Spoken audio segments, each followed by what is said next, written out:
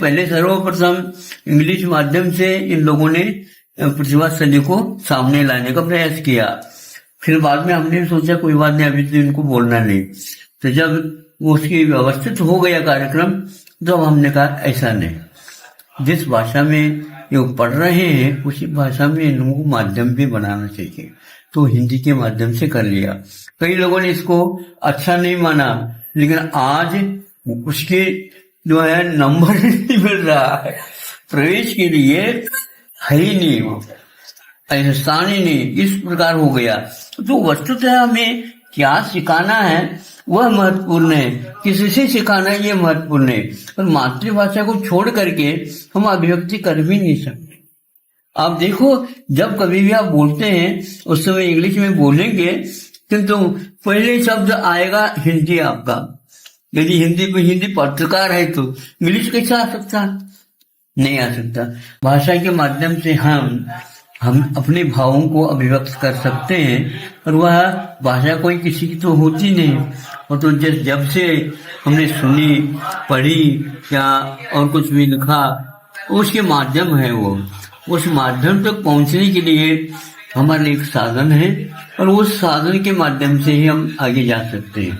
इसलिए जो कोई भी व्यक्ति अपने भावों के अभिव्यक्ति करता है, अब इंग्लिश में एक गड़बड़ी हो रही है या नेताओं के द्वारा भी गड़बड़ियां हो रही हैं, वो ये है इंग्लिश में ही शोध प्रबंध लिखा जा सकता, लिखना चाहिए। तो ये जब ये विषय आ गया, ये तो गलत सिद्ध हो गया, क्योंकि अभिव्यक्ति करना है अपने भावों की, अपने अध्ययन मनन की जो किया है, उसके लिए इंग्लिश को ही क्यों लाया जाए?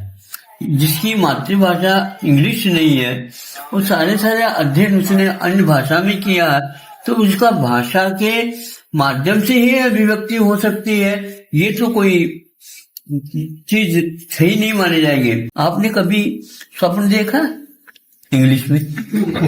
स्वप्न देखा है इंग्लिश नहीं देखा, तो अब उसको क्यों बना रहे? जब हिंदी में स्वप्न आ जाते हैं तो उसी प्रकार ये है। प्रतिभास्थली ज्ञानोदय विद्यापीठ आचार्य श्री विद्यासागर जी महाराज के आशीर्वाद की फलश्रुति है।